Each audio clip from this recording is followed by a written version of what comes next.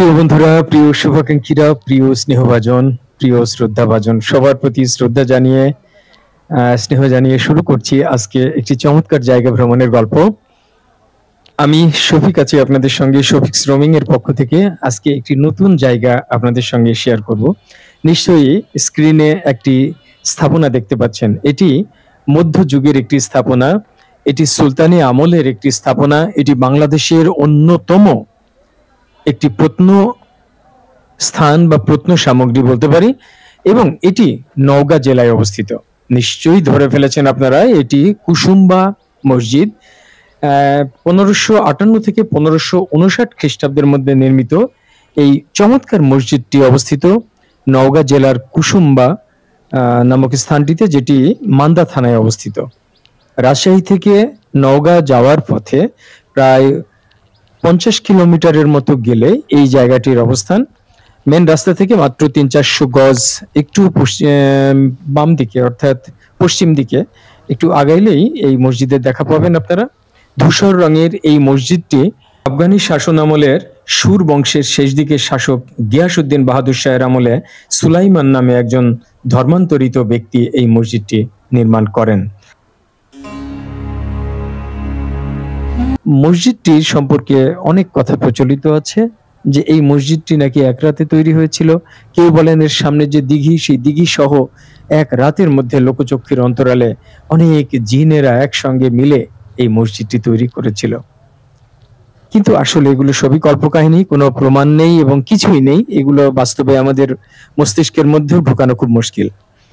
তবে একটা কথা ঠিক, এই চমৎকার মসজিদটির স্থানে গেলে আপনার মন ভরে যাবে অনেকগুলো কারণে।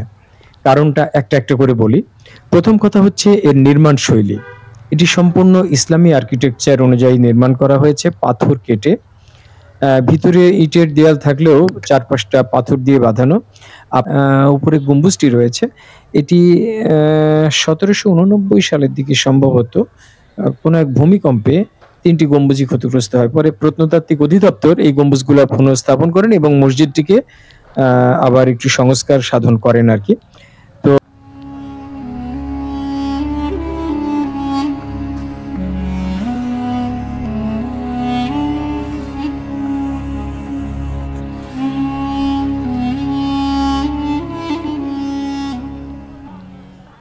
এই মসজিদের এটি গেল প্রধান বৈশিষ্ট্য।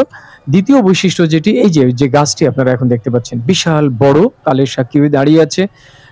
এটিও মসজিদের সমসাময়িক হবে, একটি তেঁতুল গাছ, যা মসজিদটির উত্তর পূর্ব কর্নারে বা উত্তর দিকেই দেয়াল ঘেঁষে দাঁড়িয়ে আছে। এর অবয়ব দেখলেই বোঝা যায় কত প্রাচীন এর বয়স।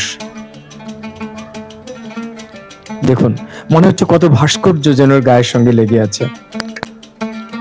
আসলে সবই এর বাকল। বহু বছরের পরিক্রমায় আজকের এই অবস্থায় এসছে গাছটি, এবং এটি আরো বহুদিন বাঁচবে বলে মনে হয়। কারণ মাথাটা আমরা যেটা দেখলাম সেটি সবুজ হয়ে আছে, প্রচন্ড আকারের ঝাঁকড়া, এবং এটি দেখলে বোঝা যায় যে সহজে ভেঙে পড়ার মতো এটি নয়।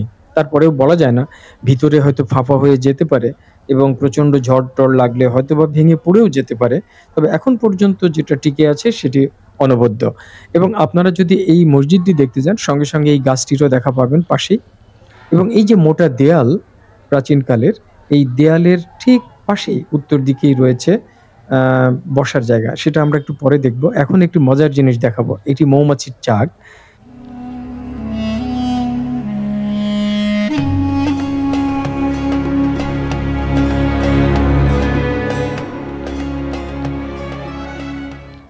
যেটি এই যে উত্তর দিকের যে দরজাটা, সেই দরজার মাথার উপরে দেখুন, এই যে বিরাট বড় একটি মৌমাছির চাক ছিল।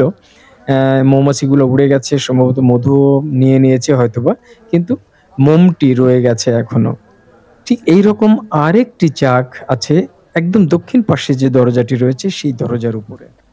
আমরা এখানে কিছু পাথর খোদাই করা দেখতে পাচ্ছি, সেই সময়েরই, মসজিদের সময়কারী। কিছু ফুল, লতা পাতা, কিছু প্রাকৃতিক কিছু বৈশিষ্ট্য মণ্ডিত এই সমস্ত স্থাপনার সঙ্গে লেগে আছে টাইলসের মতো বিভিন্ন জায়গায়। আমরা মসজিদের অভ্যন্তর ভাগটা দেখতে পাচ্ছি। আপনাদের এই ফাঁকে একটু বলে রাখি, এই মসজিদের ভিতরের পার্টটা আমরা পরের পর্বে দেখাবো খুবই সুন্দরভাবে। মসজিদের ইমাম সাহেব ভিতরে বসে আছেন, ইমাম সাহেবের সাক্ষাৎকার সহ এই মসজিদের ভিতরের চমৎকার বৈশিষ্ট্য, কিছু অনবদ্য বৈশিষ্ট্য আছে যা ইতিপূর্বে হয়তো আপনি শোনেননি, জানেন না, আমি নিজেও জানতাম না।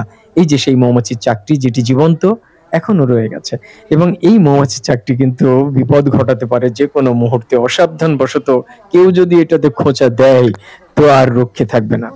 যাই হোক, মানুষ দিব্যি যাতায়াত করছে, কাউকে কিছু বলছে না, ওরাও বুঝে হয়তোবা, এবং ওরা ওদের নিজেদের প্রয়োজনেই এখানে এসেছে। যাই হোক, এই মসজিদের ভিতরে আছে 3টি মেহরাব।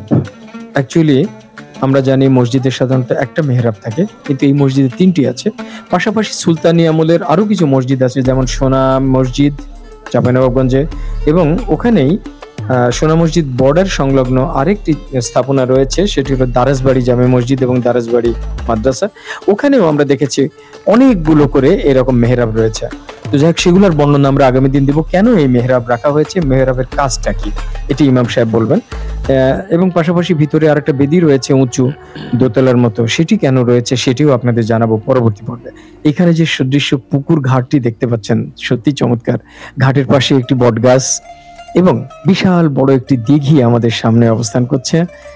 এই দিঘিতে নামার জন্য এই যে চমৎকার একটি ঘাট সিঁড়ি রয়েছে, এই সিঁড়ি দিয়ে নেমে অনেকেই যারা এই মসজিদটি দেখতে এসেছেন তাদের মধ্যে অনেকেই ধর্মীয় ভাবাপন্ন হয়ে আবেগপ্রবণ হয়ে তারা এখানে কেউ গোসল করছেন, কেউ অজু করছেন, কেউ একটু পানি মুখে দিয়ে চোখ মুখ ধুচ্ছেন। যাই হোক, সবাই এটার কিছুটা আধ্যাত্মিকতা অনুভব করার হয়তোবা চেষ্টা করেন, অথবা পুণ্য লাভের আশায় তারা এই কাজটি করেন। আমরা শুধু দেখবো এর সৌন্দর্যটা। বিরাট বড় একটি দিঘি, দিঘির জল বড়ই শান্ত, সবুজাভ, চারপাশে সবুজ গাছ রয়েছে। আর দিঘির ভিতরে দূর থেকে দেখতে পেয়েছি একটি নৌকা, যেটিতে চড়ে মানুষ লগি ঠেলে ঘোরাঘুরি করছে। হয়তোবা এমনও হতে পারে এই দিঘিতে মাছ চাষ করা হয় এবং সেটার জন্য ওরা কর্তৃপক্ষ এটি ব্যবহার করতে পারে, অথবা মানুষ টাকা দিয়ে হয়তোবা কিছুটা বিনোদনের জন্য এই নৌকাটি ব্যবহার করতে পারে। তো যাই হোক, সব থেকে বড় কথা দিঘিটি প্রাণ জুড়িয়ে যায় দেখলে, এবং তীরের উপরে দাঁড়িয়ে কোনো গাছের নিচে বসে আপনি দিঘির দিকে তাকিয়ে থাকবেন দুপুর রোদের মধ্যে। অনবদ্য অনবদ্য অনবদ্য অসাধারণ সৌন্দর্য এই দিঘিটির। দিঘির শান্ত জলে গাছের ছায়া পড়েছে, গাছের ছবি প্রতিবিম্বিত হচ্ছে, অসাধারণ। আমরা উঠে আসছি সিঁড়ি বেয়ে ধীরে ধীরে উপরে আবার মসজিদের দিকে। আমাদের লক্ষ্য হলো মসজিদ এবং মসজিদ কেন্দ্রিক ভিডিও ধারণ এবং কিছু তথ্য সংগ্রহ করা। পরের পর্বে আপনারা সত্যি ভাগ্যবান হলে পরের পর্বটি যদি দেখেন তাহলে অনেক রহস্যের উন্মোচন হতে যাচ্ছে আপনাদের সামনে। আপনারা দেখতে পাবেন এই মসজিদ চত্বরে অনেক দোকানপাট রয়েছে, বিভিন্ন ধরনের খাবারের দোকান, চা নাস্তা তো রয়েছেই, বিভিন্ন ছোটখাটো সুভেনির টাইপের জিনিসও রয়েছে। তো সব মিলিয়ে এই জায়গাটি হতে পারে একদিনে ভ্রমণের জন্য খুব সুন্দর। কখনো একদিনও লাগবে না, আপনি রাজশাহী থেকে বা নওগাঁ থেকে আসলে এক বেলার একটি সফর হতে পারে, কিন্তু সত্যি যে সময়টুকু আপনি থাকবেন আপনি পরিশ্রান্ত হয়ে হয়তো আসবেন, কিন্তু আপনার প্রাণ জুড়িয়ে যাবে। বন্ধুরা, ষোড়শ শতক অর্থাৎ 1558-59 খ্রিস্টাব্দে তৈরি এই মসজিদটি আজও অমলিন, আজও সুন্দর আছে। প্রায় অনেক বছর হয়ে গেল, 15-5-20 প্রায় 2500 বছর, হ্যাঁ 400-500 বছরের পুরনো এই মসজিদটি। সেটি তো একটা সুন্দর জিনিস বটেই, পাশাপাশি এই মসজিদ কেন্দ্রিক আশপাশের সৌন্দর্য আপনাদের বিমোহিত করবে, কথা দিতে পারি। ভালো থাকবেন সবাই, আল্লাহ হাফেজ।